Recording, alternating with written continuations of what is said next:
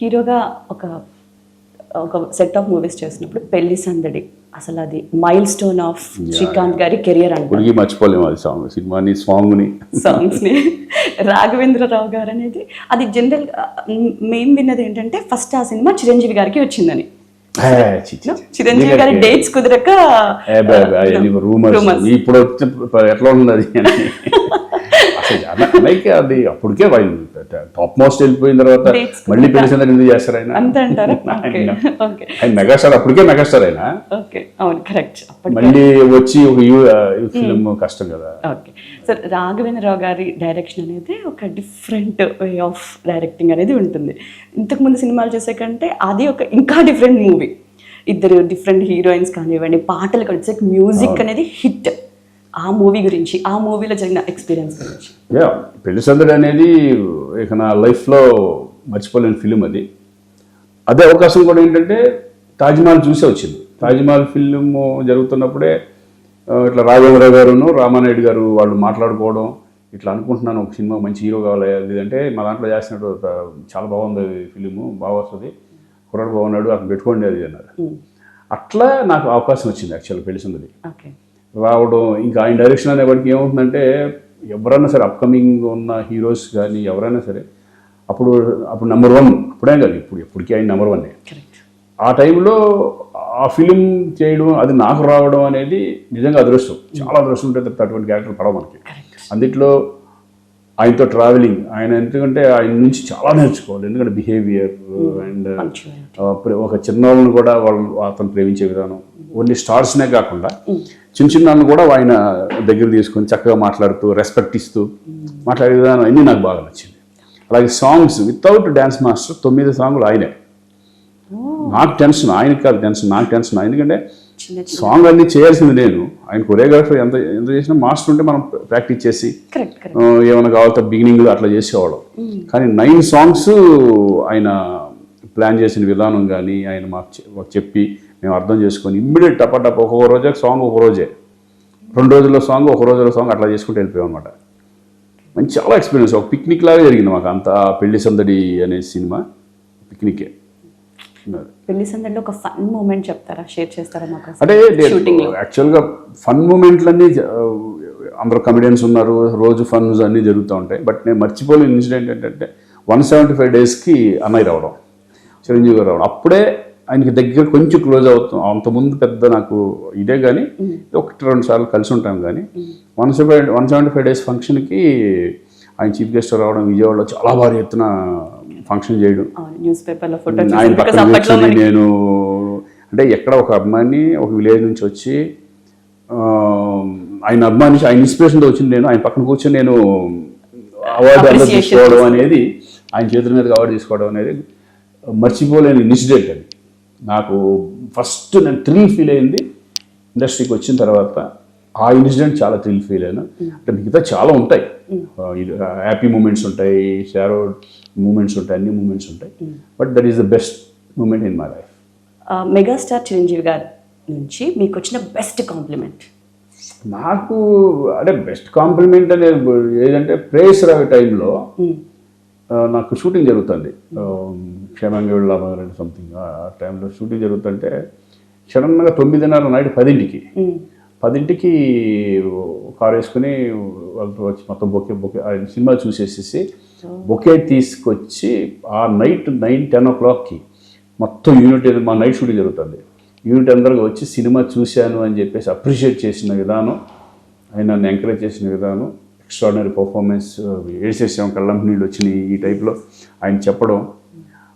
అంటే ఒక ఆర్టిస్ట్కి, ఒక యంగ్ మెల్లగా పెరుగుతున్న వాళ్ళకి ఒక మెగాస్టార్ వచ్చి అట్లా జరుగుతుందని కూడా నేను అనుకోలే, ఎక్స్పెక్ట్ చేయగలరు. జనరల్గా అయితే ఫోన్లో చేసి మాట్లాడేసి బొకే పంపి వచ్చి చెప్పి చాలాసేపు కూర్చొని నాతో డిస్కస్ చేసి అవి చేసి లేదు కష్టపడు, నువ్వు బాగా కష్టపడతావు తెలుసు, అది ఇది అని చెప్పేసి బాగా ఎంకరేజ్ చేసి that is the best moment. అదొకటి. అలాగే ఇంకొకటి ఉంది, ఆయనతోనే ఎక్కువ ఎందుకో లింక్ నాకు, డెస్టినీ అని సంథింగ్. కంటిన్యూగా 6 to 7 మూవీస్ ఫ్లాప్ నాకు ఒక టైంలో. చాలాసార్లు చెప్పాను నేను, కంటిన్యూస్ ఫ్లాప్స్ కూడా కొంచెం డిప్రెషన్కి వెళ్ళిపోయాను. అంటే అన్ని పెద్ద సంస్థలు, అన్ని పెద్ద డైరెక్టర్లు అన్ని పెద్ద హీరోయిన్స్ అట్లా ఆ టైప్లో వెళ్ళినప్పుడు కంటిన్యూస్ ఫ్లాప్స్ వచ్చింది. కరెక్ట్. కొంతమంది ఏదో అన్నారు ఇల్లు మారేవో, ఇల్లు బాగలేదు, వాసు బాగలేదు, అది ఇది రకరకాలుగా అంటూ ఉన్నారు. డిప్రెషన్ లోన్ అయిపోయాను. ఇక ఆయన కలవడం కూడా మానేశాను. అంటే 3 నెలలు 4 నెలలు అంటే నాకేంటంటే కొంచెం డౌన్లో ఉంటే ఇంకా ఎలబుద్ది అవ్వదు. అదే ఎక్కడికన్నా వెళ్ళి నేను అదొక మెంటాలిటీ కొంచెం ఉండేది అప్పట్లో. అంటే మంచి స్వింగ్లో ఉన్నప్పుడు అయితే కనుక ఎక్కడ పడితే అక్కడ వెళ్ళే మంచి ధైర్యంగా ఉంటుంది. కొంచెం డౌన్లో ఉన్నప్పుడు ఏంటంటే మనం కొంచెం వెనక చేస్తాం. వెనకని చేసి కొంచెం వద్దులే బాగోదు ఆ టైప్లో ఉండేది. వేరే వాళ్ళ ద్వారా గౌరవించారు. ఏంటి శ్రీకాంత్ రావట్లేదు, ఆయనకి తెలుసు కదా ఫ్లాప్స్ ఏంటి ఇట్లా జరుగుతుంది అది. పిలిపించి అన్నపూర్ణ స్టూడియోకి షూటింగ్ జరుగుతుంటే పిలిపించి షూటింగ్ ఆఫ్ చేసి గంట సేపు నాతో గంట కూర్చొని నా బ్రెయిన్ వాష్ చేసి అసలు నేను మెగాస్టార్కి ఎలా వచ్చాను ఏంటి, ఏది మన చేతిలో ఉండదు, ఆటోమేటిక్గా అయ్యే జరిగిపోతూ ఉంటాయి. నువ్వు కష్టపడతాం, నీ ప్రయత్నం నువ్వు చేయడమే, అది నీ చేతుల్లో లేదు. నువ్వు డైరెక్టర్ కాదు, నువ్వు ప్రొడ్యూసర్ కాదు, నువ్వేం కాదు, నీ పని నువ్వు బాగా చేసావు లేదని చూసుకో, కొన్నిసార్లు జరుగుతూ ఉంటాయి ఇటువంటి అని బ్రెయిన్ వాష్ చేసి అప్పటి నుంచి నేను హిట్కి ఫ్లాప్కి దేనికి భయపడను. అంత బ్రెయిన్ వాష్ చేశాను. అదొకటి బాగా నా లైఫ్కి టర్నింగ్ పాయింట్ ఒక రకంగా. మనం ఇన్స్పైర్ అయ్యి మనం ఎంతగానో నచ్చిన వాళ్ళు మన పక్కన కూర్చుని ఆ బూస్ట్ అనేది డెఫినెట్గా అది ఎప్పుడు మర్చిపోలేము. అది వెరీ గుడ్ మూమెంట్. నాకు ఆ టైంలో ఆ ఎంకరేజ్మెంట్ మన లైఫ్ని ఒక రకంగా మళ్ళీ టమ్మని లేపాను. అంటే సినిమా హిట్లు ఫ్లాప్లు వదిలేసేయండి, మెంటల్గా చాలా స్ట్రాంగ్. అప్పటి నుంచి ఇప్పటి వరకు అదే strong. It's like a teacher. So అలా జరుగుతూ ఉన్నప్పుడు ఫ్లాప్స్ తర్వాత వచ్చిన ఫస్ట్ హిట్ ఏంటి? ఫ్లాప్ తర్వాత వచ్చిన ఫస్ట్ హిట్ ప్రైస్ రావే.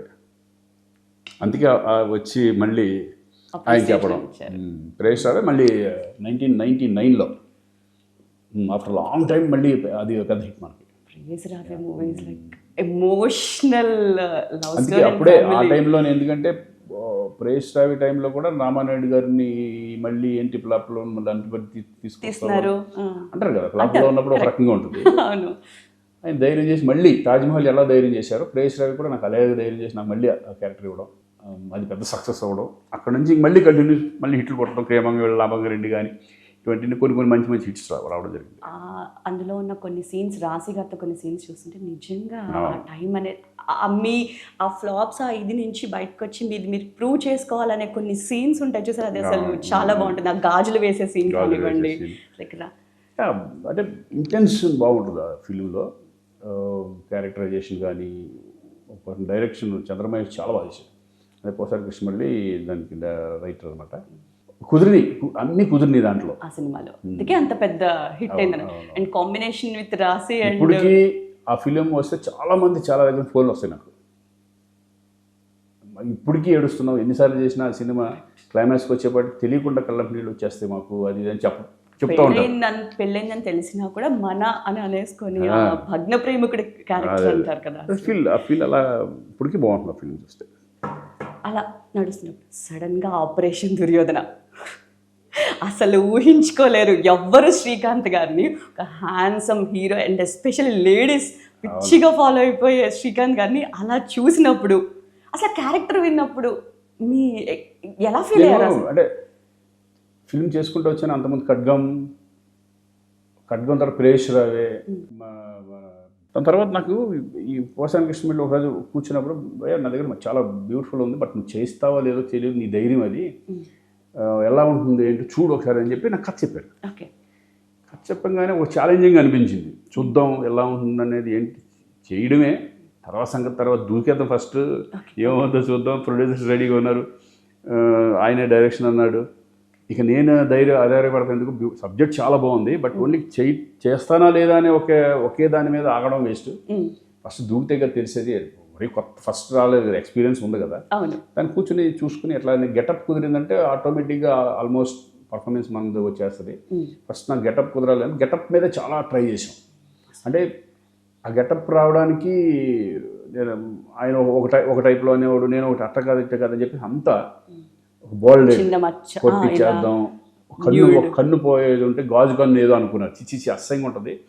ఆడియన్స్కి ఎప్పుడు కూడా అగ్లీగా ఉండకూడదు, ఉన్న దాంట్లోనే న్యాచురల్గా ఉండి దాన్ని ఇది చేసుకుంటే బాగుంటుంది అని చెప్పి చాలా అలా డిజైన్ చేసుకొని ఇక్కడ స్కార్ మళ్ళీ కన్ను గాజు ఇదిలాగా ఇదిలాగా పెట్టి మూతి కొంచెం వంకర పెట్టి సినిమా అంతా అలా ఉంటున్నాను. అవును, అది చాలా కష్టం, ఒక రకంగా మెయింటైన్ చేయడం చాలా కష్టం. ఇక నాకు ఒక్కసారి వన్స్ నేను దాన్ని ఓన్ చేసుకున్న తర్వాత ఇంకా ఆటోమేటిక్గా దాని తర్వాత చాలాసార్లు వెళ్ళిపోయేది అట్లా వేరే సినిమాలకి చేసి దాన్ని కూడా అని పడుకు ఇట్లా వెళ్ళిపోయేది అది. అలా కుదిరింది ఆ సినిమా మేము అసలు ఇంత పెద్ద హిట్ అవుతుంది అనేది 100% ఎక్స్పెక్ట్ చేయాలి. ఎందుకంటే సినిమా రిలీజ్ ముందు పబ్లిసిటీ కూడా లేదు, అసలు సినిమా రిలీజ్ అవుతుందని కూడా తెలియదు. Just 1 day 2 days before posters పడినాయి. ముమైత్ ఖాన్ పోస్టర్ ఒకటి బాగా అట్రాక్ట్ చేసింది. నేను మసాజ్ చేసుకునే సీన్ ఉన్నాయి, అసలు ఎక్స్పెక్ట్ చేయలేరు ఆడియన్స్ ఆ స్క్రీన్ నిజంగా శ్రీకాంత్ గారేనా అనేది క్రియేట్ చేశారు. అది బాగా అట్రాక్ట్ అయింది. ఓపెనింగ్ చూస్తే ఫుల్స్ ఎక్కడ చూసినా మేము విజయవాడలో చూస్తే మేము షాకు. ఇక అది 100 days, అసలు 100 days ఆడతాం అనేది అప్పుడు నుంచి స్టార్ట్ తక్కువ మెల్లగా డౌన్ అయిపోతుంది. అప్పుడు 100 days ఫిలిం అది ఒక మంచి పేరు వచ్చి రావడం, అవార్డ్స్ రావడం, నాకు అది లైఫ్లో ఒక గుర్తుండిపోయే క్యారెక్టర్. ఖడ్గో మహాత్మా లాగా ఇది కూడా నాకు గుర్తుండిపోయే క్యారెక్టర్ అనమాట. ఆ మాస్ ఇమేజ్ దాంట్లో కరెక్ట్గా దాని ముందు ఖడ్గం నువ్వు సాంగ్ అయితే ఇంకా అసలు ఖడ్గం ఇప్పటికీ రొమాంటిక్ ప్లేలిస్ట్లో ఫస్ట్ సాంగ్ విల్ బి నువ్వు సాంగ్. ఆ టైంలో మంచి పెట్రోటిక్ ఫిలిం. ఇప్పటికీ గాంధీ జయంతి రోజు కానీ మా ఇట్లప్పుడు ఆ ఫిల్మ్ కంపల్సరీ రావాల్సిందే. అది ఒకటి, మహాత్మా ఒకటి, ఈ 2 ఫిల్మ్స్ కూడా మంచి పెట్రియాటిక్ ఫిల్మ్స్ అనమాట. ఒకటి గాంధీయిజం మీద, ఒకటి పెట్రియాటిక్ ఫిల్మ్ మీద. అలా ఖడ్గం అనేది కూడా నాకు మంచి పేరు తీసుకొచ్చిన సినిమా అది. కృష్ణవంశీ